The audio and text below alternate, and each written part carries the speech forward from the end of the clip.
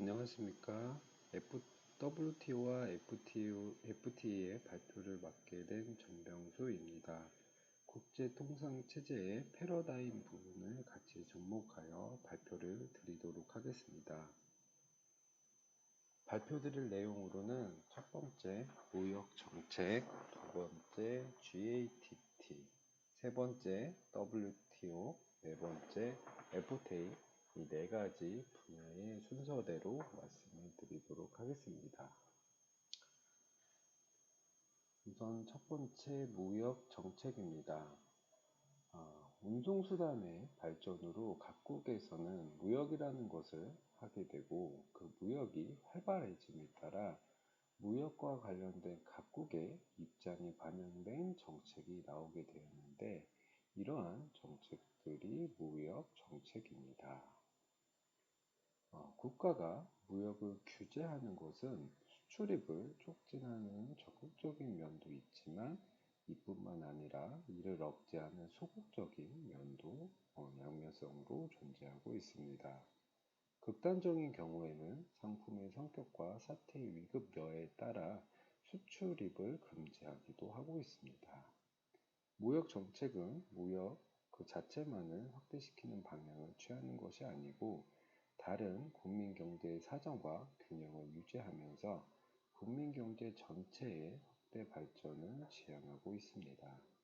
무역 정책은 국민 경제의 발전과 직결되는 것이기 때문에 일찍부터 국가 정책의 대상으로 중요시되고 있으며 우리나라 같이 무역을 많이 하는 가공 무역 국가인 경우에는 특히 이 무역 정책이 굉장히 중요하다고 보실 수 있겠습니다.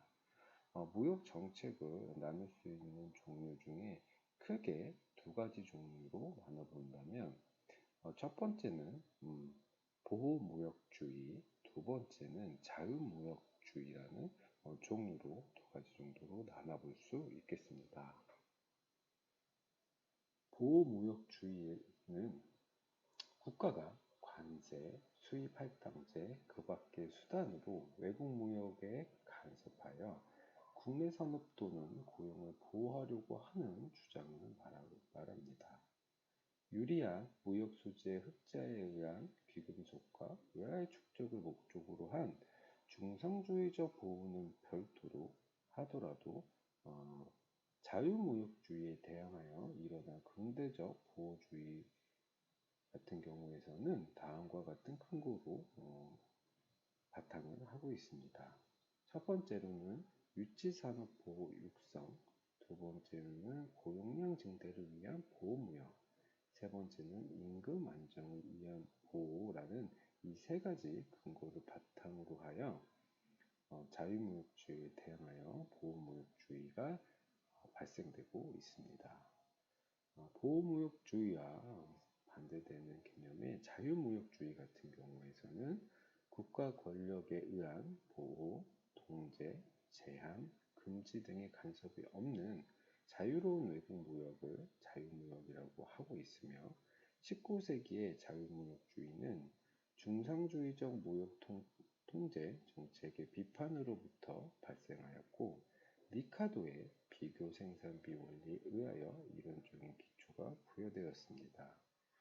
즉, 비교 생산비 원리가 가리키는 방향으로 생산을 특화하면서 자원의 최적화 배분을 확보하는 것이 자유무역주의의 정의라고 보실 수 있겠습니다. 네, 무역 정책에 대한 설명을 마쳤으며 가트의 탄생 배경부터 말씀드리도록 하겠습니다.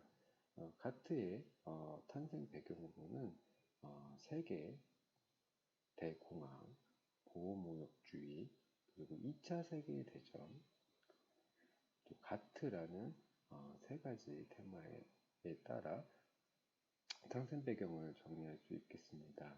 미국을 중심으로 하여 1929년도에 세계 대공황이 이루어지게 됩니다.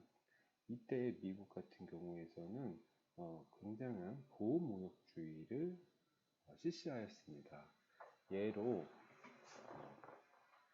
미국에서는 스무트 홀리법이라는 법이 제정되어 발효되었습니다. 이 법은 미국의 평균 관세율을 59%까지 올리는 관세법으로서 이 법이 개정되고 시행이 되었을 때 미국과 교역을 하고 있는 60개국의 많은 항의와 보복 조치를 당했던 적이 있습니다.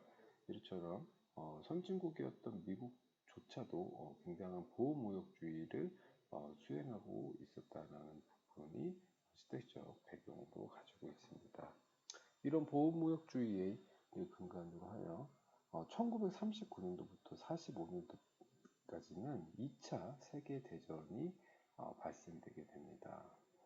아마 역사상 최악의 전쟁 중 하나라고 불려지고 있는 2차 세계대전 같은 경우에서는 사상자만 1억 명 이상을 나왔던 굉장히 큰 전쟁이었습니다.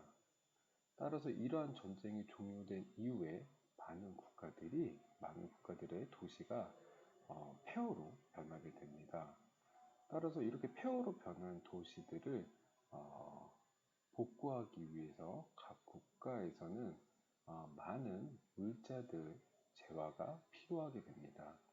하지만 보호무역주의를 수행하는 경우에서는 그러한 재화에 부과되는 관세 부분들이 굉장히 부담스러울 수밖에 없기 때문에 전 세계적으로 많은 선진국이나 아니면 전쟁의 대상이 됐던 국가들 같은 경우에서는 빠른 물자 지원을 통해 폐허로 된 도시를 빨리 복구하고 싶었던 욕구가 굉장히 컸습니다.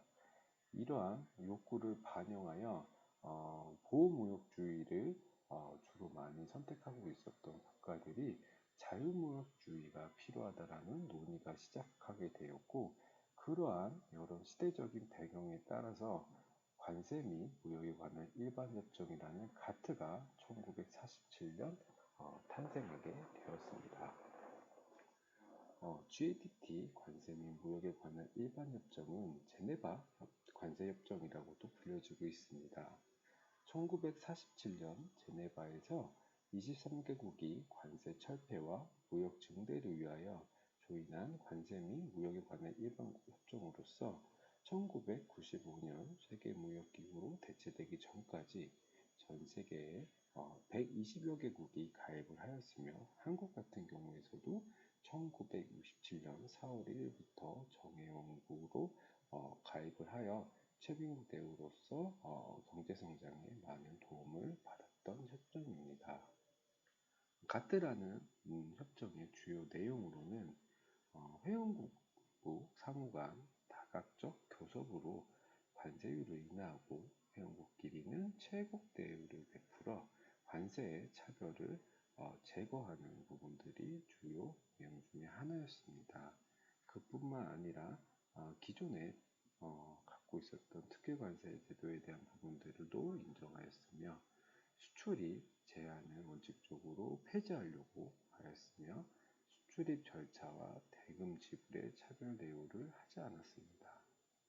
또한 마지막으로 수출을 늘리기 위한 여러 가지의 보조금 지급도 금지하고 있었던, 그래서 자유무역주의를 표방하였던 협정이 가트라는 협정이라고 보실 수 있겠습니다. 가트라는 협정이 주요 활동하였던 내역입니다. 가트라는 협정을 통해서 1948년도부터 1990년도까지 상호 협조를 기초로 하여 연평균 8.2%의 교육량 증가라는 성과를 가질 수 있었습니다. 그리고 주로 선진공업국 상호 간의 교역에 중점을 하였고, 그에 따라 개발도상국과 선진국 교역량 확대에는 기여를 하지 못하였던 한계도 가지고 있습니다. 선진국과 개도국 간의 구조적인 차이를 무시함으로써 고전학파의 자유무역주의와 비차별주의만을 추구했던 부분들의 활동 내역도 가지고 있습니다. 이러한 가트라는 국제협약의 체제에서 가지고 있었던 한계에 대한 부분을 세 가지로 정리를 한다면, 우선 가장 큰 한계 중에 하나로 꼽을 수 있는 건 법적 구속력의 미흡입니다. 최애국 대우, 관세 인하, 관세 협상, 감액 및 탈퇴 절차 등에 대해서는 구속력을 행사하였지만 그 외에 수량 제한 금지, 무역 확대 규정, 개도금 문제 등 많은 부분의 법적 구속력이 미흡하였습니다. 두 번째로는 국제 협정 조건에 불충분하였던 한계를 가지고 있습니다. 가맹국들이 국내법에 따라 국회 비준을 받아야 효력이 발생되는데 이러한 비준들을 실제로 많이 받지 못하였습니다. 예를 들어 미국 같은 경우에서도 자국의 비준을 받지 못하였기 때문에 국제협정의 조건에 충족할 수 없었습니다. 또한 국제기구로서의 성격도 미흡했던 한계를 가지고 있습니다. 세 번째로는 WTO에 대한 부분을 설명드리겠습니다. 앞에 기사 내용이 있습니다. 제목이 후쿠시마산 한국 식탁에 못 올린다 무역 분쟁 승소라는 제목으로 간단하게 기사의 내용을 첫 줄 정도 살펴보면 세계무역기구 WTO 상소기구는 후쿠시마 수산물 수입 금지가 부당한 무역 제한이라는 일본의 주장을 기각하면서 한국의 손을 들어줬습니다. 라는 기사 내용을 볼 수 있습니다. 저희가 두 번째 목차로 배웠던 가트라는 협정에서는 한계 부분에 가장 첫 번째로 나왔던 것이 법적 구속력의 미흡이었는데 그 가트 이후에 가트를 이어받아 나온 세계무역기구인 WTO에서는 법적 구속력을 가지고 있는 부분들을 살펴보실 수 있겠습니다. 따라서 이러한 기사에서 보시는 것과 같이 가트의 한계를 극복하고자 나온 세계 협정 무역기구가 바로 WTO라고 생각해 주시면 감사하겠습니다. WTO 세계무역기구는 무역 자유화를 통한 전 세계적인 경제 발전을 목적으로 하는 국제기구로 1995년 1월 1일 정식으로 출범하였으며 한국도 1995년 1월 1일 WTO 출범과 함께 회원국으로 가입함으로써 활동을 하였습니다. WTO는 총회, 강요회의, 무역위원회, 사무국 등의 조직으로 구성되어 있으며 이 밖에 분쟁해결기구 DSB와 무역정책검토기구 TPRB도 보유하고 있습니다. 여기서 분쟁해결기구 DSB와 무역정책검토기구 TPRB는 가트와 차별화된 WTO만이 가지고 있는 강력한 기구라고 말씀드릴 수 있겠습니다. WTO는 기본적으로 의사결정과 관련돼서 합의제를 원칙으로 하고 있으며 합의 도출이 어려운 경우에 가트의 만장일치 제도를 극복하기 위해 빠른 신속한 의사결정을 위해 합의 도출이 어려운 경우 다수결 원칙에 의하여 의사를 결정할 수도 있게 하였습니다.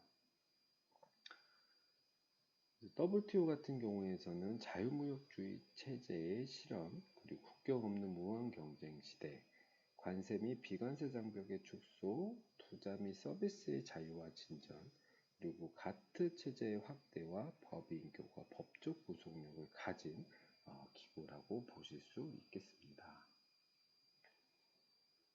WTO의 목적 및 특징입니다.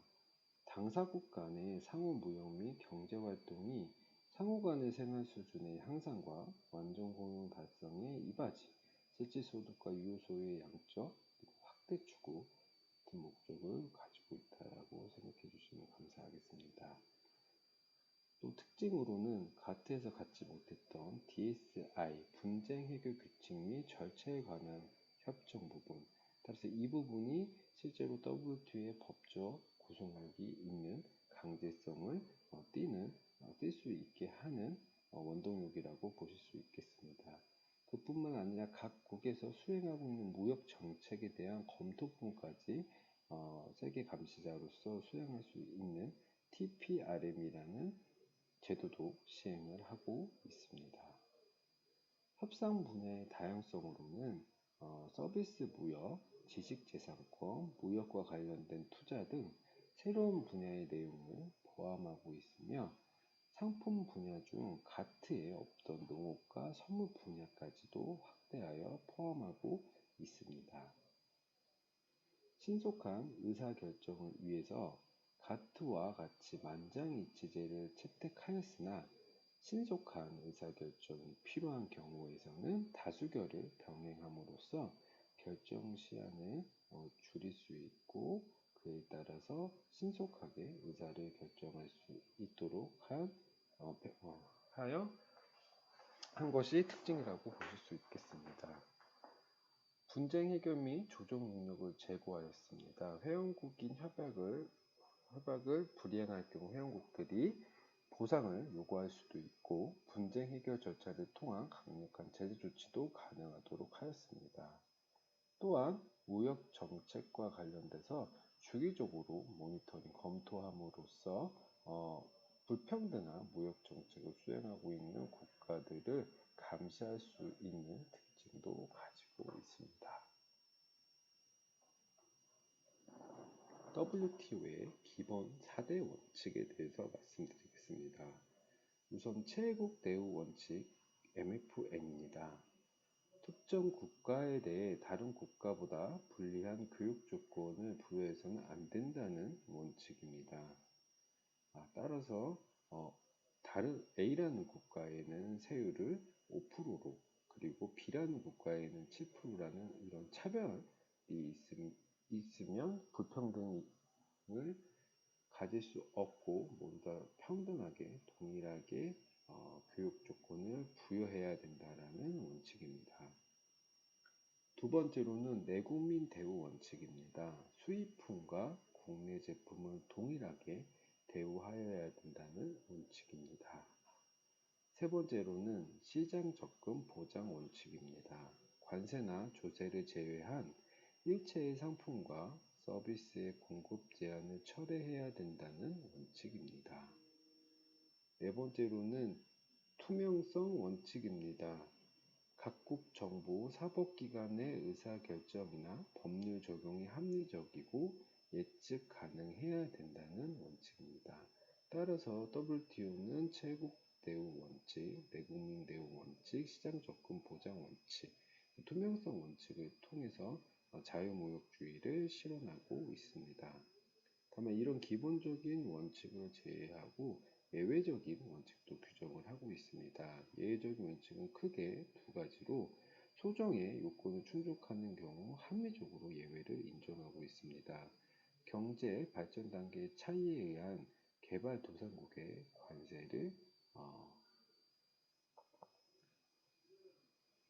관세에 대한 관련돼서 자국 산업을 보호하는 부분들을 인정하고 있습니다. 또한 일반적인 예외 규정으로 포괄적인 예외 규정으로 어느 회원국이든 요건만 갖추면 예외를 인정해주고 있습니다. 공중도덕이라든지 생명건강보험, 국보보호, 안전보장을 위한 예외들을 인정하고 있는데 그 예로는 코로나 사태 때 각 국가들이 굉장히 까다로운 검역을 실시하고 있습니다. 이러한 부분들이 자국의 국민을 보호하고 생명 건강을 보호하기 위한 일반적인 예외 규정의 예시라고 볼 수 있겠습니다.